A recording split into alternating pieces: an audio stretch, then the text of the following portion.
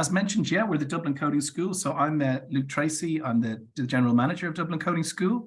I did my MBA at Imperial College. I studied AI at MIT and digital strategies at Oxford. And I've ran a couple of other businesses, but currently we're with the Dublin Coding School, which is a tech education provider. And we're training adults who want to change their careers and work in technology. So we really train people to mainly an entry level and training them to take their first steps into the technology world. So we take people who are beginners, train them up, and then we have a career center where that can help you try and find a role with our partners or other companies and try and get you into executing technical interviews, if you like.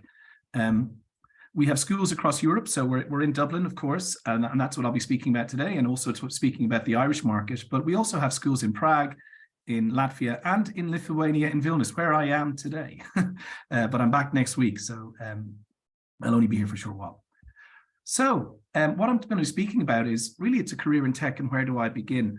And what I'd like to talk about is a bit about, because you get asked all the time, sometimes with people who don't know, saying, well, what do people do when they work in tech? Well, what are these roles? Like, what are they actually doing in the offices of Google or Salesforce or whatever it is? So what I'm going to do here is look at a few of the departments from a technical point of view, not sales and marketing, but look at a few of those departments and talk about the work they actually do. So you might understand it.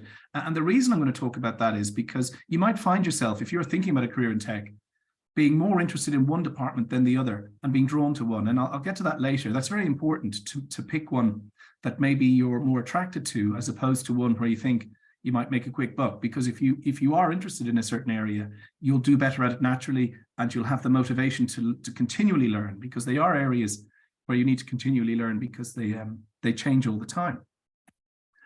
Yeah, so people do come to us sometimes saying, I want to work in tech or IT. And that's a bit like saying, I want to play sport. But then we have to figure out which sport is best for you. Because, if you were thinking about that from the sporting terms, soccer, rugby, tennis, they're all so different, but they're all sports. Now, it's a bit like that in tech. The roles are all very different and they sort of perform different tasks within a tech company. And also different personality types might be more suited to different roles. So if you're more creative, you might be more attracted to the design elements or creative elements of building things. If you're more analytical, you might be drawn towards data analytics, for instance. Or if you're inquisitive, you might be into cybersecurity. Maybe it's testing or something like that. So, different personality types can be, now these aren't hard and fast rules, but it's worth bearing in mind and being a bit self-reflective, saying, well, what do I enjoy doing and which of these is closest to that? Because it's not about doing a course with us or whoever it might be with. It's about working at this for the next 5 to 10 years, building up a career path through it. So you've got to be in for the long haul. So let's have a look now at how tech companies are organized. Now, I'm going to talk very generally here. So if you're someone who's quite advanced in a tech company right now, you might as well switch off because I'm not going to be telling you anything you don't know. But if you're working now in retail or construction or wherever, maybe you're out of work now or whatever, and you want to know what these jobs are like, then this is probably for you. So there are departments like sales, marketing, customer success. We're not going to talk about these here, but they are also jobs you could apply for. You could do a course as well. I know in customer success, that's sometimes they want technical skills, but those roles are obviously there. We're not going to talk about them today. There's IT and customer support as well. There's quite a lot of those jobs around, especially in Ireland. So that you can apply for those. There's sometimes a good way in. But what I'm going to talk about now are the more technical roles that are on offer and career paths within them. So if we look at the technology departments here, you see first, I'm just going to list these off, okay? And I'm going to use a few analogies to sort of get across what they do. But generally, you'd have UX, UI design. And what that stands for is user experience, user interface design. So that is about designing how, for instance, a website or an app might look, why the buttons are, where they are, what colors they should be. A lot of it's based on customer research. How would a 60-year-old interact with this app? How would a younger person? That type of thing. So the designers are really designing that. One of the most famous designers of all time was the guy who did of course, the iPhone itself. And it seems, so, we all use them now, but there was a time when Nobody trusted touching a screen and moving things around. They wanted the buttons back. And then, of course, once they tried it, they realized this designer was onto something, and he changed the world of mobile phones. So that's really some of the great work UX UI designers can do, is creating something that users use, have a much better experience doing, and then just becomes the new thing, and you couldn't imagine it doing the old way. Then you have web developers. So they're actually building websites using different tools, which we'll get to. So they're the ones who are actually building websites, apps, putting them together. They can design them too, but it's more about the building of them. Then you get quality assurance and testing. So they're testing websites, apps for bugs, for failures. So you might get the web developer handing something over to them, and then they're testing it to check if anything's wrong. And it's a very key relationship between a web developer and a tester, because the web developer creates something, hand it over, they'll test it, find the problems, hand it back. They might have to redo things. And then you have data analytics. So, sorry about that.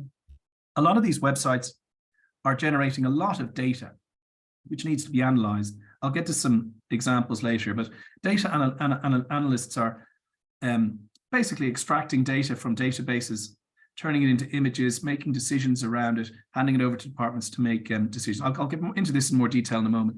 And then cybersecurity are protecting everything.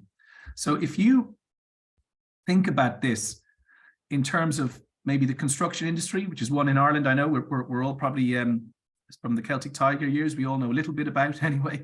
If you think of the UX UI designers as architects, so they're sort of putting down the blueprint of what things should be, they then hand that over to the web developers, who are the builders. They'll start building it. The testers, of course, are like the structural engineers, making sure it all stands up and everything is okay. Does this actually work? Will the building fall down? The data analysts, the quantity surveyors, so pulling all of the data from it. And then cybersecurity are keeping it safe. So they're the guards around the perimeter and making sure no one's interfering or stealing things off your site.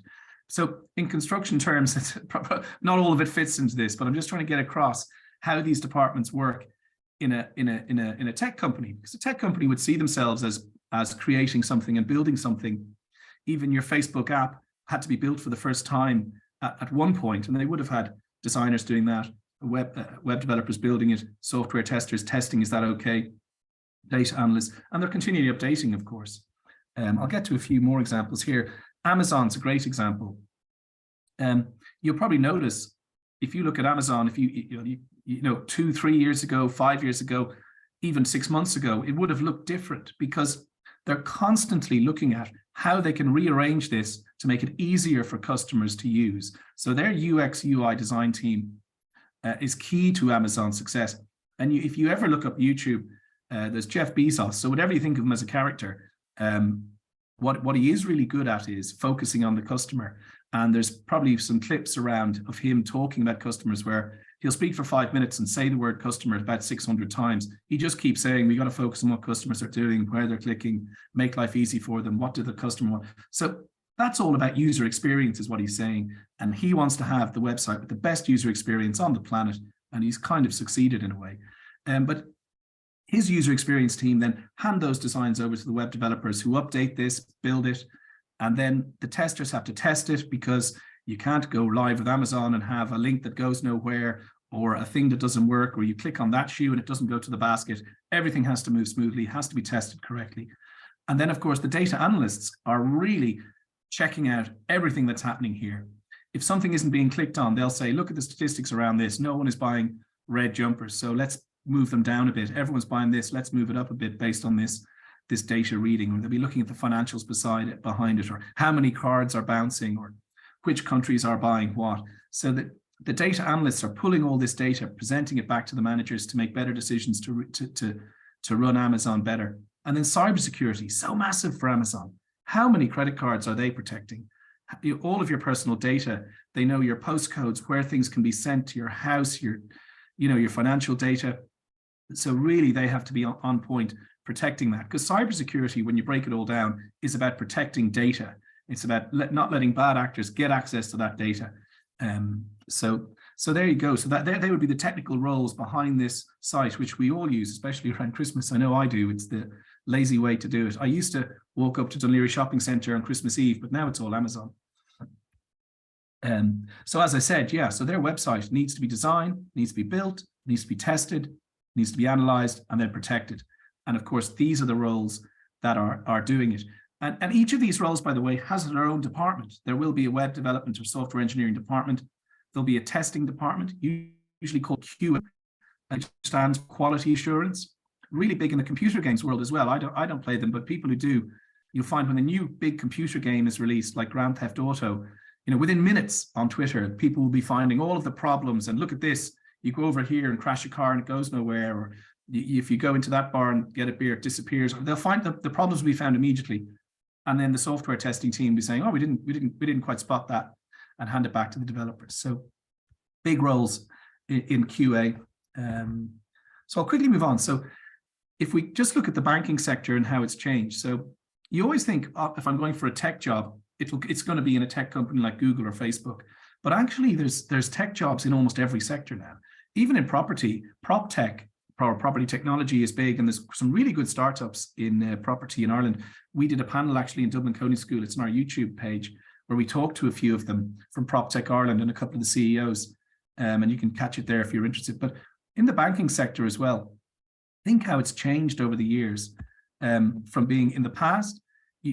Banks were open 9 to 5. They closed at lunchtime, completely non-negotiable. If you were unlucky enough to go down to try and get a fiver out at lunchtime, the doors would be locked. Knock on the door, no one's there. Then they're closed at 5, can't get in again. There was no computers to do anything. And it was all tellers there was behind in the bank. Now there's probably one teller in every bank these days, and it's all online 24/7. There's an app that's working. They're trying to get rid of checks. You're pinging money to each other with different apps. And it's really gone from being a physical business to being a digital business, all about data analytics, cybersecurity. We have a couple of data analysts lecturing for us from Bank of Ireland, and they're talking about, how they're analyzing which cash points need which cash throughout Ireland at any one time. If this one is more busy, they'll move money there. If this one isn't. So it's all data-based decisions they're making. And if you think about when the first banks were launched back in the day in Wells Fargo, that's in the Wild West in America, what would have been on these guys' CVs going for a job? It's probably, can you count? Can you shoot a gun? That kind of thing. And nowadays, of course, it's about data analytics, cybersecurity, apps, algorithms, even UX UI design. Steve Coleman is the UX UI designer who did the Bank of Ireland app, and he's one of our lecturers. And he UX UI was huge for them because they needed everybody to be able to use this app and not get confused. The cybersecurity team, if I move on, that's actually it there. So if you think about this, a UX designer had to design this and make it look good. Then a web developer had to build it. But then the cybersecurity team had to say, look, we're going to have this code you have to log in and you've got to put in the sequence of numbers. But they wouldn't have decided how that would look. That would have gone back to the design team again to say, okay, they want to have this pin thing, but we need to make it look right so that anyone of any age is able to use it and not get confused. It needs to be this color to keep people calm. It needs to be in the middle, not the top or the bottom. And there needs to be all these other buttons. Everything here would have been painstakingly decided based upon feedback, user surveys, having people use it. And then once the designers were happy with how that looked, they give it to developers, they build it. And then, of course, the data analysts can check how many people are getting it wrong, how many people are getting confused and hitting the help button. And if that goes up, then they might go back to the team and say, we need to change it. The right people aren't getting in or that kind of thing. So you can see how all those departments, they're all interlinking and working together, but all of obviously fulfilling different functions. And again, their app, just like that, needed to be designed, built, tested. Sorry, I'm kind of repeating myself, but I'm just trying to hammer that home, saying there's all of these different tech roles happening whenever you look at something. There's a bit more going on behind the scenes. So a UX designer, I've probably sort of said it. What do they do? What a lot of what they'll think about is design thinking. And design thinking is sort of a technique of designing something by starting from the customer or the customer's problem and designing back from there. So instead of saying, right, I'm going to make this product and make it fit the person, you figure out what do these people need, and then you design it from there. And they have obviously frameworks they can use to do that. And they'll do a lot of polls, a lot of research with customers, maybe testing things with people, maybe get 100 people to try it out. And then they'll go through processes of ideation where they're coming up with lots of different ideas and then honing them down to what it should be. It's analysis and iteration, they call it there. So design's really funky job. It's the one job which is maybe don't code. You do find a lot of people who've done some design before, wanting to learn about UX design for tech to move into it. We've had product designers, people designing furniture who've come in, done the course with us, and then gone on to be UX designers. But people can also start from scratch. You do use some technical systems, but there's no real coding per se for UX UI design, straight UX UI design. So if that floats your boat, always let us know. Web development. Now this is where you need to code. And you see all these acronyms here, which, to be honest, a few years ago, I didn't know, but they're easy enough to figure out. But a web developer is, of course, building websites and apps. So these ones here, HTML is a bit like your building blocks that builds the website. CSS decorates it, so puts the color in. You're decorating it, the look, the feel. And then JS stands for JavaScript. Now, you'll probably hear people talk about Java and JavaScript a bit, or if you haven't, don't get intimidated by it. But it's basically, that is almost like the website's nervous system. So it tells you, a bit like if you're on Amazon and you click, so I want to buy a pair of shoes, I click on those shoes. The website says, oh, someone's clicked on shoes. What do we do next? So it tells itself the next thing to do is put it in the basket, put the number 1 with a red mark in the basket, update this guy's preferences to shoes, and then wait to see what happens. Then if I click on the basket, it goes, oh, JavaScript tells me the next thing to do is change the page to the basket. So it basically tells the website what to do next, defined by whatever you're clicking on. So it's a bit like the nervous system of the website. And everything needs to be programmed in with the options of what happens when anything else is clicked. A bit like those, if any of you grew up in the 80s, like those fantasy novels where you go, turn to page 64 if you want to fight the orc, or 70 if you don't. You know, that was kind of your 80s JavaScript. Well, it's probably a bad example. And then PHP is, of course, the back end, linking things up to the database in the back. So web developers, it's quite technical, can be creative as well. They're building the websites, great careers in that. When you get very, very good, you can have great careers. I know them as freelancers as well, moving around from project to project or in an in-house team. Now, testing and quality assurance. So I've already probably talked about this, but you get manual testers where you write a piece of code to test one thing, or you can be an automation tester where you write a piece of code or an algorithm which will go away and test maybe hundreds or thousands of things for you and come back and tell you the problems they found.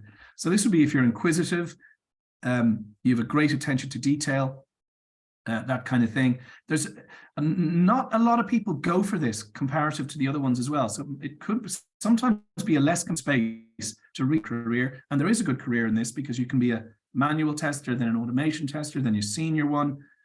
Then you can be a lead, or you could be head of department, head of quality assurance, QA. So there is a real solid career path in this, and it mightn't be as competitive as some of the, more, dare I say, ones that are sometimes the glamour ones that people pick up on as saying, oh, I want to be the best web developer in the world. So this can be a kind of a quiet one where you can build a great career as well. That's just a kind of a little tip from me. Data analytics. Now, this is a great one for job prospects that I've found, especially in Ireland, that it's so transferable around. If you're not going to be just a data analyst, marketing teams can use the skills of a data analyst. So many other departments can as well. As long as your company is working with data and databases, the skills of a data analyst are going to be needed in your company. So from a technical point of view, they'll be extracting data from a database. So you might have, I gave that Bank of Ireland example. Your boss comes in and says, tell me what the best, which ATMs are the most active in Ireland. So you go, okay, how do I find that out? So you've got to pull this data from all these ATMs and somehow centralize it into one sheet and then turn that into an image with a graph to show the person. Or you might be asked to pull data from 3 or 4 different sources, and they're not all they're all using different systems.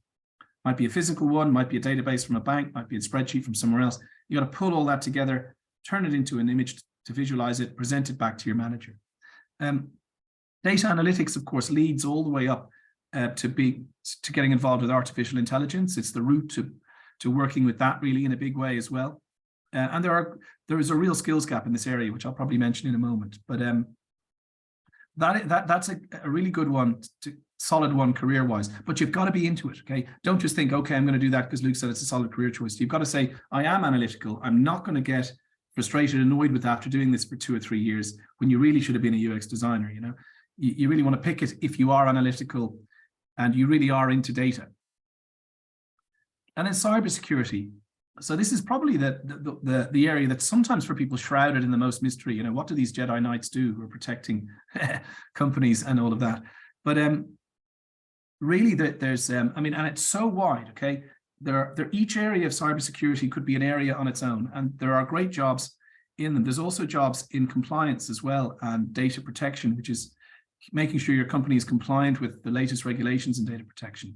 But in cybersecurity, with that, you know, there's the whole presentation here on its own, but there's ethical hacking, which is, and penetration testing, which is basically trying to hack into your own company to find out where the weak points are.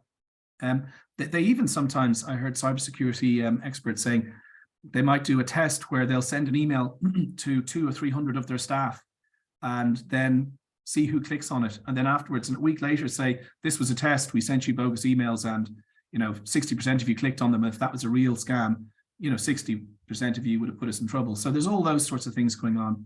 There's cryptography, which is, you know, obviously encrypting things, and then also setting up your systems to be secure, which is network security. So there's a lot in cybersecurity.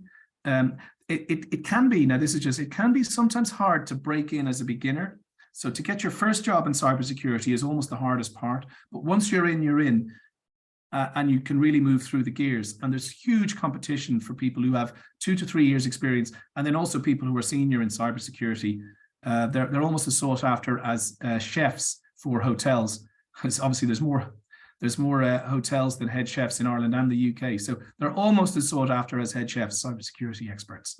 So there is a great career there, but just be warned, it can be sometimes tough to get that first role. So you've really got to be motivated and stick it out and keep going and not get disheartened until you get in. But once you do, there's a great career there.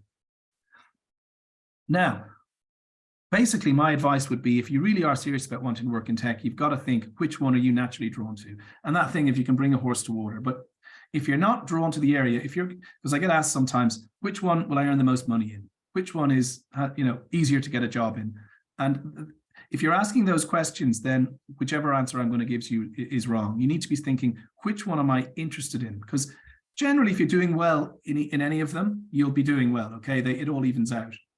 You shouldn't be drawn to one just because you're going to earn money, because you're going to burn out. You're probably going to quit in 2 or 3 years and be back to square one. So you should pick the one you're naturally drawn to. Now, what should you do? So you want to learn some basic skills at first, okay? And it's okay to learn them slowly, okay? Start at the beginning. Don't be afraid to learn, ask questions, okay? Everyone had to start somewhere. Even the chief technology officer at big tech company X had to start somewhere. So always ask questions, find mentors, do courses, but start at the beginning, learn the basics, and get that basic understanding first.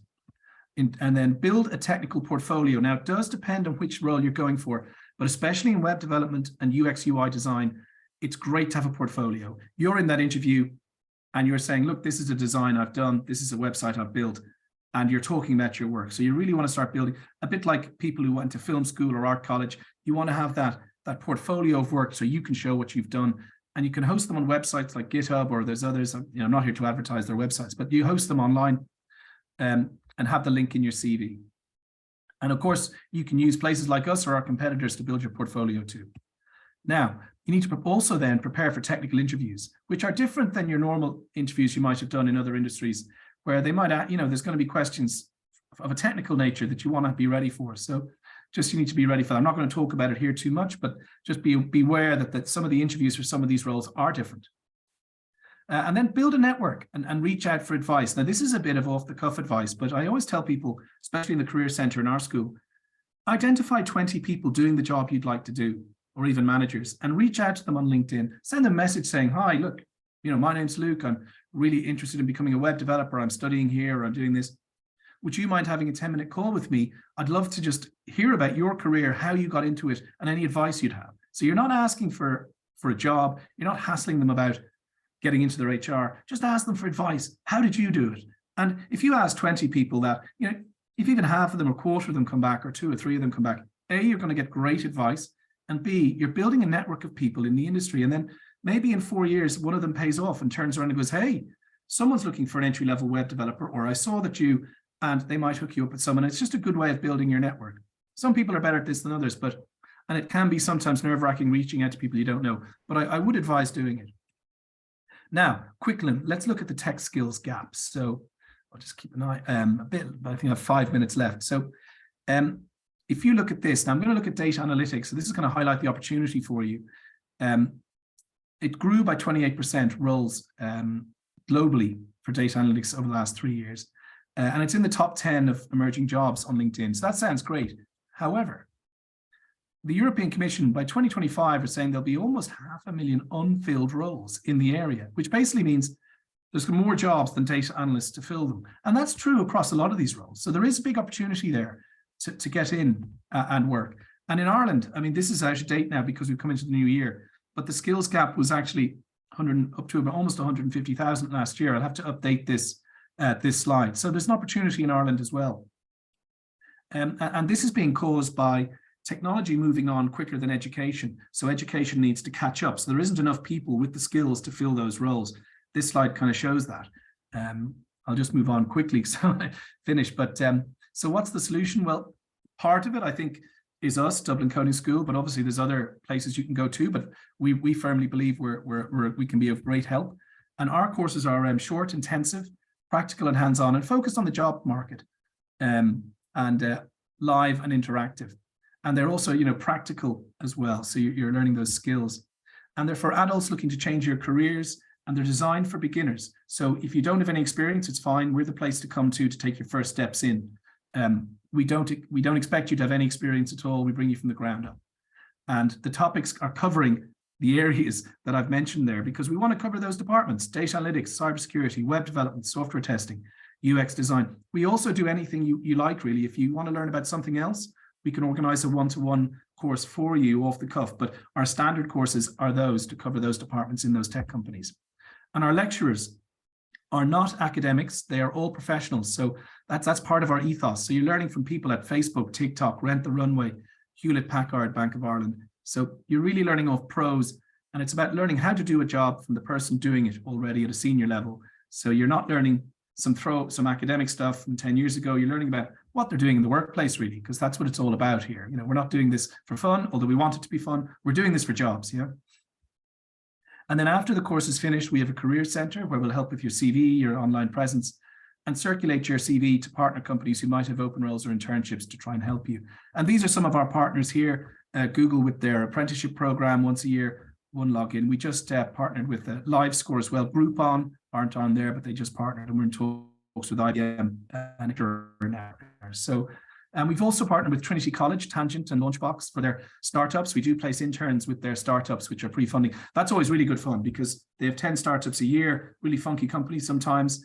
And we put in interns to go and work there and build things for them. And it always works out really well. And a quick case study, we had a lady come to us to Data Analytics, Svetlana, and she did data analytics last May, came to our career center. We placed her at Tune Release, who is a startup in Trinity Launchbox, and she did that. And then she went on to be Data Analytics Accenture. And I know now she's just moved to Bristol Myers Squibb, which is a pharma company, as a data analyst. So this was, and she's actually done a video for us on our website. So we're really proud of her career trajectory. There's another guy, Wilson, as well from Brazil, who did the course with us, who we kind of placed the same way. So this is the kind of thing that we try to do, and it's our mission to bring people like Svetlana through and then into roles afterwards. That's because obviously she lost her beauty salon due to COVID, which was a tragedy, but it turns into a success with her new career in data analytics. And we have a second chance policy. So if you do the course once, you can do it again for free within 12 months. Now, the reason for that is it's not because everyone's failing. It's actually that if you're doing UX design or web development, we want you to build a portfolio. So you get your certificate the first time, second time, do a brilliant project for your portfolio, use the course as a guide. So it's all about that portfolio build. And just briefly, I'll be finishing up now. So how to contact us. So the website is dublincoding.ie. My name is Luke Tracy. I'm the MD, and it's luke@dublincoding.ie. And we're also on Facebook, LinkedIn, all the usual channels. So if you have any questions or want to talk about anything, feel free to email me directly and we can have a chat or a consultation. We can organize a call to talk about your career or anything else you want to know. So it was really just to say, I don't know if we have time for questions, but I'll hand back over to you, Ruth.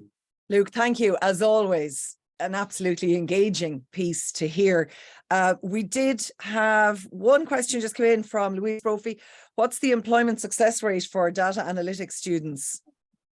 Yeah, that's a great one. So, I mean, across Europe, from all of our schools, it can be up there around the 65%, I think, but it's hard to put a number on it because you have to talk about people who do the course, are then job hunting, go to the career center, and then are trying to be placed. You do get people coming in to do the course who are already working, or maybe do the course and then move on to do something else or another course. So it's about staying motivated, and then how long are you going to hang in there trying to get that job in data analytics? But that one has a high success rate, especially if you're willing to go in and maybe be a junior data analyst at first. And you might only have to be a junior data analyst for 6 months to then move up through the gears. That's what happened with, say, Wilson, who was, I think, one of the guys I talked about there. He did a junior role for 6 months, and now he's moved on, I believe. Who was he with now? He just told me SAP. So he got a job as a data analyst with SAP after doing the junior for 6 to 8 months. Yeah. Great. Well, thank you. Thank you for sharing that. Really interesting as always, and really important to note. One of the things that jumped out, your first job in cybersecurity can be really hard to get, but yes, you have to persevere, and then there can be a whole new world of possibilities opened to you. And interesting, and also kind of terrifying to think of the gap in the market that there is between data analysts, supply and demand. So hopefully you've inspired just about 140,000 people to do the learning. Well, that's it. And that's just one example. I could have pulled up data on all of the other roles. So the other roles, there is a gap as well. That was just one example. Yeah. Well, Luke, thank you as always. And I can see your details there. So if people want to get in contact, it's dublincoding.ie, Luke at dublincoding.ie, and all of the social media platforms there. Listen, thanks for coming on again, Luke. It was lovely to hear you speak again, and enjoy the snow in Lithuania.